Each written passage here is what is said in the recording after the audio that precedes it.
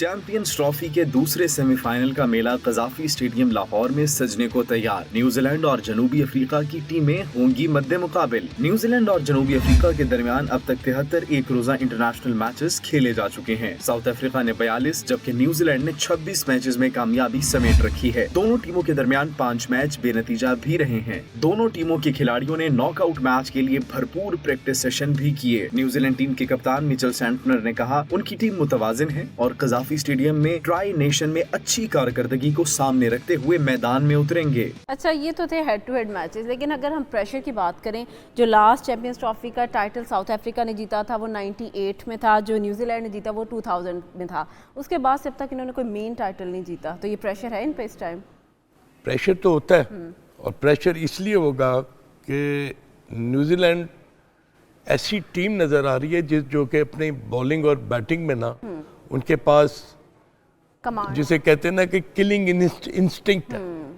वो गेम को ना जिसे कहते हैं ना कि लंबा लेके जाने की कोशिश करते हैं, मगर on the other hand fast bowling जो है ना वो मुझे लगता है साउथ अफ्रीका की बेहतर है। उनके पास कैशियो रबादा है, उनके पास मार्को जैनसन है और उनके पास ये इनके मुल्डर है। तो ये 3 पेसर है और वो 2 स्पिनर्स के ऊपर बैंक करेंगे, but they can use their 4 seamer as also. वो लुंग निगडी है। तो बेसिकली अगर आप ओवरऑल अगर बॉलिंग का आप तजिया करें ना, तो I think South Africa is much more balance than New Zealand. New Zealand के पास मैट हेनरी है और मैट हेनरी ने 5 आउट किए थे अगेंस्ट इंडिया और अभी तक वो विकेटों में टॉप पर भी हैं 8 विकेट के साथ। और चौधरी साहब, जो सबसे अच्छी मुझे चीज़ न्यूजीलैंड की टीम में लगी ना, वो उनका स्पिनिंग अटैक और माइकल ब्रेसवेल और कैप्टन सैनिटनर, ये इतने अच्छे बॉलर हैं। और एक ऑफ स्पिनर है, एक लेफ्ट आर्म लेग स्पिनर है। एक का गेंद अंदर की तरफ आता है और स्पिन करता है, एक अपने ऑफ स्पिनर से ना वो मार नहीं खा रहे, डॉट बॉल जो है ना वो प्रेशर क्रिएट कर रहे हैं अगले। तो आई थिंक ये बड़ी ये खुशाइंद बात है कि दोनों टीमें जो मुझे वेल बैलेंस लगती हैं, बॉलिंग में भी, बैटिंग में भी और फील्डिंग में भी। ये कायनात क्या कहेंगी आप कि बॉलिंग में फ़र्क पड़ेगा या बैटिंग में फ़र्क पड़ेगा? सर, पाकिस्तान की जो विकेट्स हैं वो यूजुअली बैटिंग फ्रेंडली होती हैं। तो मेरा ख्याल है कि आज जो भी टॉस जीतेगा वो चेस करने पे जाएगा, क्योंकि यहाँ पे आप 350 देख लें वो भी चेज़ हुआ है, 450 देख लें वो भी चेज़ हो सकता है। तो बॉलिंग का मेरा नहीं ख्याल कि ऐसा कोई ख़ास फ़र्क पड़ेगा, क्योंकि 350 तो लगना ही है और मार भी पड़नी है आपको बॉलर्स को, जितने भी हैं, चाहे फास्ट बॉलर हो या स्पिनर्स हो। हाँ, लेकिन आप ये कर सकते हैं कि आपने अगर लेट्स सपोज कि आपने अगर फाइनल्स तक जाना है तो आपको आगे इंडिया मिलेगा, ये आपको क्लैरिटी है इस चीज़ की कि मुझे आगे जाके इंडिया से टकराना है, तो आपको उस हिसाब से तैयारी करनी होगी अपने सेमीफाइनल्स की। जुनैद, जिस तरह आज मौसम भी, धूप भी लगी हुई है और शाम को जो है ना वो ड्यू का भी फैक्टर एक सामने है, तो वो ठीक कह रहे हैं आप। मौसम बड़ा ही क्लियर है और मैच देखने वालों के लिए, खेलने वालों के दोनों के लिए बड़ा साजगार है। एक चीज़ मैं नोट कर रहा हूँ रात से कि बहुत ही तेज़ हवाएं चल रही हैं। अमूमी तौर पर इस तरह की हवाएं कराची में आपको देखी जाती हैं, तो वो जो बॉल के अंदर स्विंग और वेरिएशन है उसका पहलू भी थोड़ा सा बैट्समैन को परेशान कर सकता है। लेकिन बात फिर वही है कि एटलीस्ट जो भी पहले खेलेगा उसको 350 से ऊपर का रन स्कोर बोर्ड पर जड़ना होगा अपनी मुखालिफ टीम को टफ टाइम देने के लिए।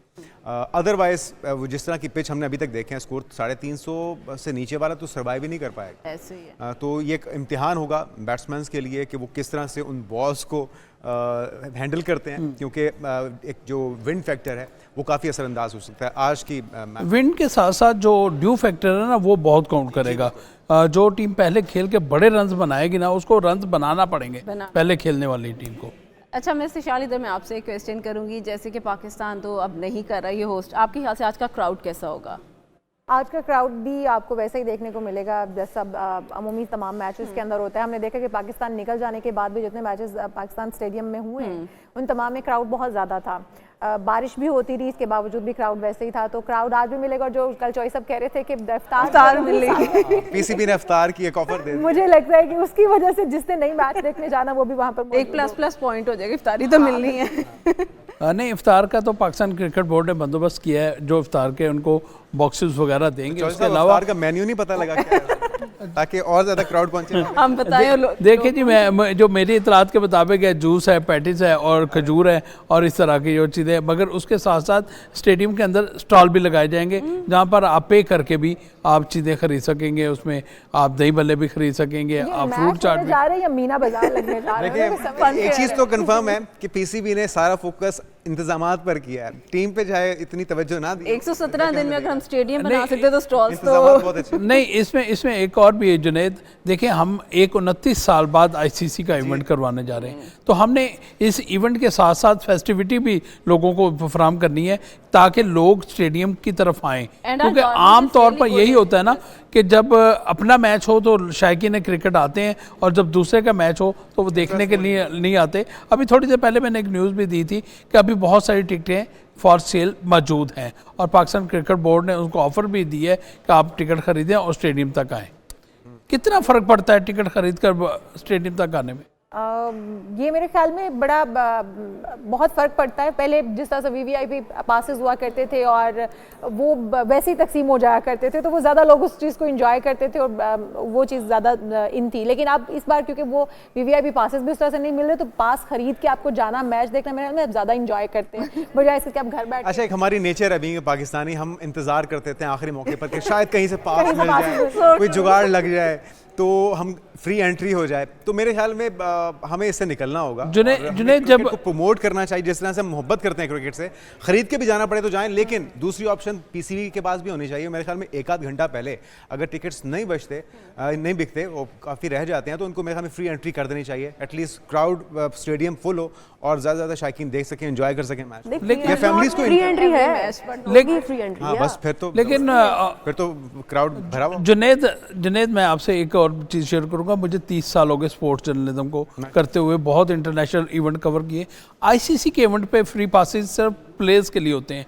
खान साहब मेरे साथ शायद एग्री करें। और इसके अलावा पाकिस्तान क्रिकेट बोर्ड को जो मिलते हैं, जो इस मरतबा था क्योंकि हमने बहुत भारी अखराजात कर लिए हुए थे, पाकिस्तान क्रिकेट बोर्ड ने वो फ्री पासेज जो है ना आईसीसी को सेल के लिए, मुख्तलिफ जो बड़ी कंपनीज हैं उनको कोटा मिलता है, उनको पासेज वगैरह। बात सुने, अभी चौधरी साहब ने जो बात की है उसमें हमारे जो टेस्ट क्रिकेटर्स हैं उन तक किसी को टिकट नहीं दी गई। अच्छा, इस बार की बात कर रहे हैं आप? मैं इस दफा की बात नहीं कर रहा, ओवरऑल मैं कह रहा हूं कि एक चेयरमैन आए थे जिन्होंने इतने अच्छे तरीके के साथ अपने एक्स टेस्ट क्रिकेटर्स को ना ऑनर किया, रमीज राजा। और अब आई डोंट थिंक सो कि किसी को किसी भी लेवल पर अपने फॉर्मर क्रिकेटर्स को इनवाइट करने का ये बहुत जरूरी है। एक्नॉलेजमेंट बहुत जरूरी है, रिस्पेक्ट